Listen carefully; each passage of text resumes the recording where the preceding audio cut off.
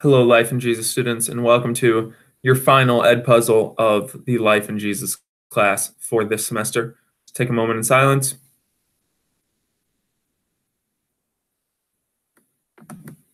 And I'll share my screen with you. Today we get to talk about current issues in sexuality. So we're going to look at kind of a smattering of different issues. So none of these are very related, but just to kind of finish up the Catholic vision of sexual morality. This is Lab 5D8 homework. Let's get started. So this is one that is a current issue, and there's a lot to discuss when it comes to transgender identity in those who identify as transgender. And because this is such a recent issue in a lot of ways, there's no official magisterium teaching. You're not going to find this in the catechism on trans or intersex individuals. At the same time, there have been many bishops and the Pope have kind of spoken out, and it's not hard to probably interpret what the Catholic vision would be based on this idea of natural law. Francis says we need to accept, Pope Francis, we should accept and value our bodies as God's gift. And I think creation tells us that the difference between men and women, which there are differences, right? We have different chemicals running through our bodies. We have different biological responses to things. That some of these certainly are cultural, but it's not all cultural, that there is a difference between men and women, and that this creation, that there's a purpose to that. And then the catechism says that surgery for non-medical purposes is wrong. So while there is no official teaching yet, kind of these different pieces, I think would tell us that the Catholic view goes against especially, any sort of sex change surgery or any sort of kind of drastic measures. At the same time, as we've said, that the LGBT community needs to be treated with respect, sensitivity, and compassion. So premarital sex, we actually haven't really talked about this much. We talked about the Catholic vision of marriage, but sex outside of marriage is considered wrong because it's almost never open to the gift of life, and or there's no formal commitment made, right? There's not that unconditional no matter what. And the religious sacrament is meant to to be that, as a way of saying, I'm with you no matter what. And so when I give my body to you, I give my entire self to you. I don't just give myself to you for pleasure. I don't just give myself to you for, the next couple months. I give myself to all of me forever. One interesting thing, you can find a number of studies that show that in both teenage males and females, a casual sexual activity is linked to higher rates of depression and suicide. So that is one thing doctors are told to ask for. If a teenager is sexually active, they're asked to screen for depression and suicide, that they're linked together.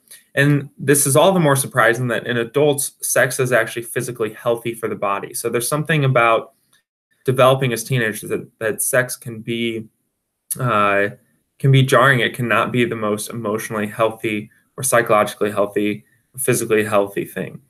And one thing to note, because I think this probably surprises most, you can look at a number of statistics.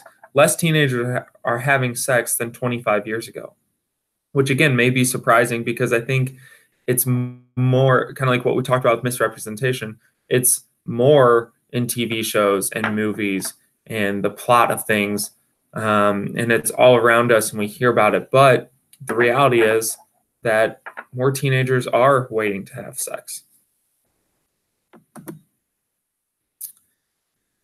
We can get into some of these methods for artificial conception, but artificial conception is in some ways the opposite of contraception.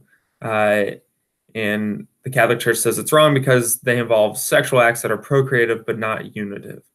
Now, these are oftentimes, if you look into some of these procedures and things, they're very costly financially. And oftentimes there are leftover fertilized eggs. Anytime you have embryos implanted, Catholics believe an embryo is life. And there's a number of issues that come up when people are spending thousands and thousands of dollars to basically engineer these embryos, and then some of them are discarded, some of them are tested on, some of them are,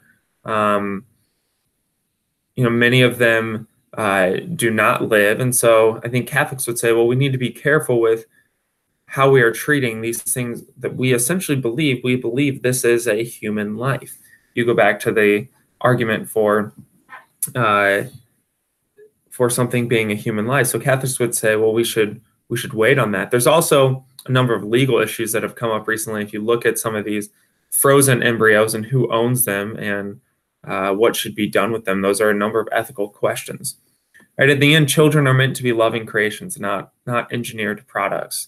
At the same time, Catholics say that someone who was born from artificial insemination or one of these different procedures, that somebody born from that, they're still a life worthy of dignity. That doesn't change who they are.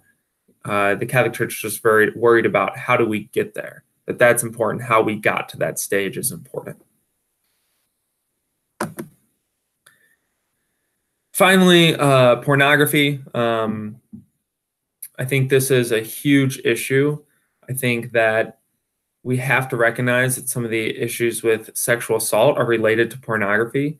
The way that pornography pictures, especially for young men, though it's something that certainly women deal with too, but for young men, pornography shows a world in which every woman wants to have sex with them.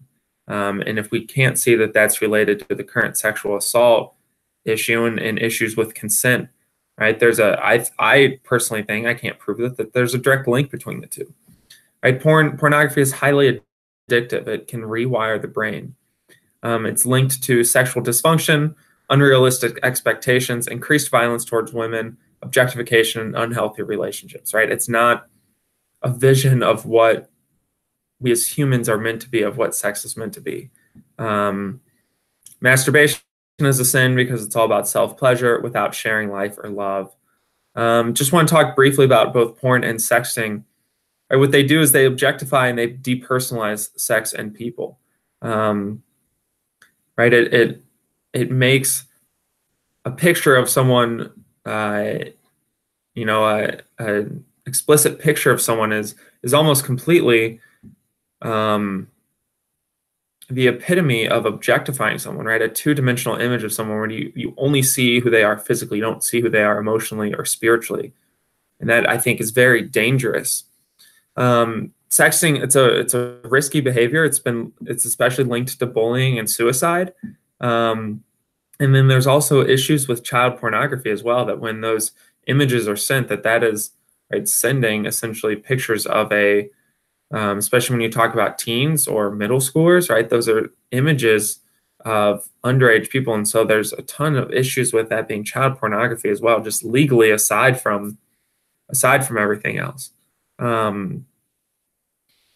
The problem with pornography, and this is what I want to end with, it's a quote from St. John Paul II. He says, "The problem with pornography is not that it shows too much of a person, but that it shows far too little." Anytime we look at a person, we say, you're just something that's physical. You're not emotional. You are not spiritual. You are just something that's physical, and you exist for my own physical pleasure. That's very, very dangerous. And I think that leads to the unhealthy view of sex we have in our society today, where unfortunately so many women are solely viewed as physical, not as spiritual, not as emotional, just as something that can be used rather than loved.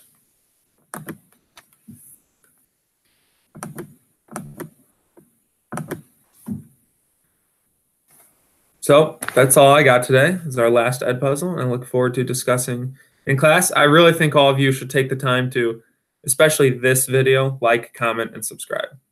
All right.